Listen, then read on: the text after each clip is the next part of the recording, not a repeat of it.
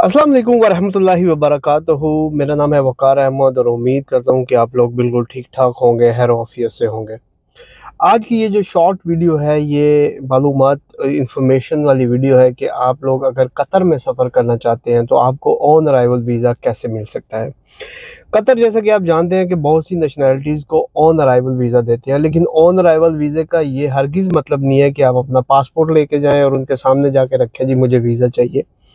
ऐसा नहीं होता, डेफ़िनेटली कुछ रिक्वायरमेंट्स होती हैं, कुछ डॉक्यूमेंटेशंस होती है जिनकी बिहाफ़ पर वो आपको ऑन अराइवल वीज़ा देते हैं। फीफा वर्ल्ड कप से पहले चीज़ें कुछ और थी और फीफा वर्ल्ड कप के बाद जो है अब चीज़ें कुछ और हैं। पहले आपको एहतराज़ पे अप्रूवल लेना पड़ती थी, वो अप्रूवल का पेपर लेके आप जाते थे तो आपको ऑन अराइवल वीज़ा मिलता था।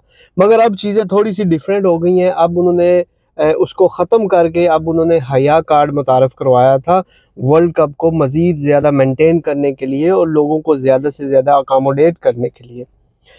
लेकिन अनफॉर्चुनेटली पाकिस्तानी नेशनैलिटीज़ के लिए हया कार्ड अब नहीं चलता, उन्होंने उसको बैन कर दिया है पाकिस्तानी नेशनैलिटीज़ के लिए। अब उसके पीछे रीज़न जो मुझे पता चली उसके मैं डीप में नहीं जाना चाहता, लेकिन इंडियंस और जो बाकी नेशनैलिटीज़ हैं वो हया पे अपना रजिस्ट्रेशन कराकर ऑनलाइन A1 टूरिस्ट वीज़ा हासिल कर सकते हैं, जो कि मैक्सिमम 1 दिन में आपको मिल जाएगा।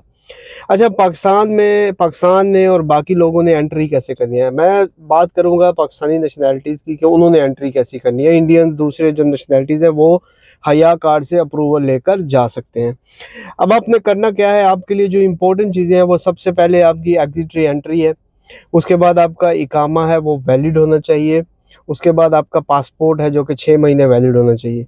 आप अपनी फैमिली के साथ जा रहे हैं, फैमिली विज़िट वीज़े पर है, उनके जितने वीज़े हैं उनकी कॉपीज़ आपके पास होनी चाहिए और उसके अलावा उनके वैलिड पासपोर्ट आपके पास होने चाहिए।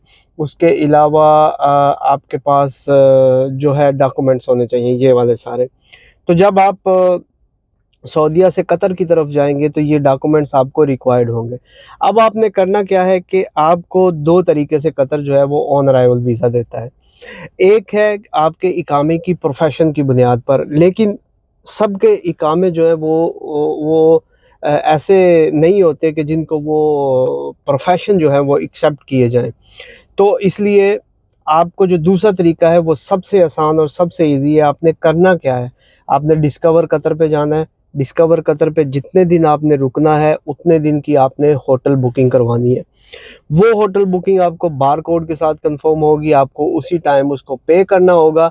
आप कम से कम 2 रातें और ज़्यादा से ज़्यादा आप जितना आप अपना स्टे करना चाहते हैं, उतना कर सकते हैं। तो एहतराज़ अ, सो सो सो सॉरी डिस्कवर कतर से आपको जो है वो वो बुकिंग करना होगी। डिस्कवर कतर की बुकिंग आपके लिए ज़रूरी है। ये चीज़ें आपने लेकर जब वीज़ा ऑफ़िस में जाना है, तो वहाँ पर जो है आपसे सवालात भी हो सकते हैं। कुछ सवालात ऐसे हो सकते हैं जिनके आपको जवाब देना ज़रूर बल्कि सारे सवालात के जवाब देना आपको ज़रूरी होता है। मैं अपना एक्सपीरियंस शेयर करूँगा कि जब मैं गया था अपना ती 30 नवंबर 2023 4-5 दिन पहले जब मैं गया था, तो मुझसे उन्होंने क्या सवालात किए थे। सबसे पहले तो ये है कि उन्होंने इकामे की बेस पे मुझे रिफ्यूज़ कर दिया था। उन्होंने कहा था कि आपका प्रोफ़ेशन जो है उस पे हम आपको जो है वो एंट्री नहीं दे सकते। तो मैंने उसको कहा था कि भाई मैंने जो है वो डिस्कवर कतर की बुकिंग की हुई है, इट्स पेड बुकिंग। मैंने उसको पेपर दिखाया और उसने पेपर ऑलरेडी उसके पास था, लेकिन फिर भी उसने मुझे इकामे के प कहा जी मैं आपको इकामे पे नहीं दूँगा, लेकिन फिर उसने अपने साथ वाले ऑफ़िसर से बात की तो उसने कहा जी इसके पास डिस्कवर कतर की कन्फ़र्म बुकिंग है, तो आप इसको वीज़ा ऑन अराइवल दें और इसकी फ़ैमिली को भी। अब उसने मुझसे दूसरा सवाल ये किया कि आप कितने दिन रुकना चाहते हैं? मैंने कहा जी 2 दिन रुकना चाहता हूँ। तो फिर उसने कहा कि ठीक है आपको 2 दिन का जो है मैं वीज़ा देता हूँ। मैंने कहा नहीं 2 दिन का ना दें, आप 3 दिन का मुझे वीज़ा दे दें। इन केस मैं आज थर्सडे है, मैं सैटरडे को लेट हो जाता हूँ, तो इन केस कुछ इस तरह की सिचुएशन होती है तो कम से कम ये सेफ साइड रहेगी, इसलिए आप मुझे 3 दिन का वीज़ा ग्रांट दें। उसने मुझे 3 दिन का वीज़ा दिया और ये कहा बार-बार, बार-बार डोंट ओवरस्टे क्योंकि अगर आप ओवरस्टे करेंगे तो पर डे का 500 कतरी रियाल पर पासपोर्ट आपको फ़ाइन होगा। सो उसने कहा कि सैटरडे बिफ़ोर 12 आपको वापस आना होगा। फिर उसने मुझसे करेंसी का पूछा कि आपके पास लोकल करेंसी कितनी है, या कतरी रियाल कितने हैं, या सऊदी रियाल कितने हैं, या क्या है। तो मैंने उसको बताया कि मेरे पास इतना कैश है, और उसके अलावा जो है वो मेरे पास क्रेडिट कार्ड है। उसने पूछा क्रेडिट कार्ड की लिमिट कितनी है, मैंने उसको बताया कि क्रेडिट कार्ड की इतनी लिमिट है। तो उस पे फिर उन्होंने मुझे उसी टाइम पूरी फैमिली का जो है वो ऑन अराइवल वीज़ा ग्रांट किया। एक छोटे सा स्टिकर होता है, वो वीज़ा ग्रांट किया, और उस पे डेट जो है वो मेंशन की कि आपको वीज़ा इतने से इतने दिन का दिया जाता है।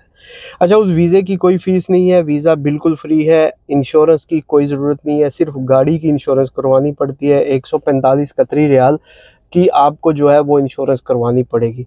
उसके अलावा वीज़ा बिल्कुल फ्री है, मेडिकल इंश्योरेंस आपकी नहीं होगी। ये सारी चीज़ें हैं, ये सारी रिक्वायरमेंट है। अगर फिर भी आपको समझ ना आए तो आप मुझसे कॉन्टैक्ट कर सकते हैं, आप मुझसे राब्ता कर सकते हैं। इंशाल्लाह मैं आपके सारे सवालों का जवाब जो है वो दूँगा। अल्लाह आपका, मेरा, हम सबका हामी और नासर।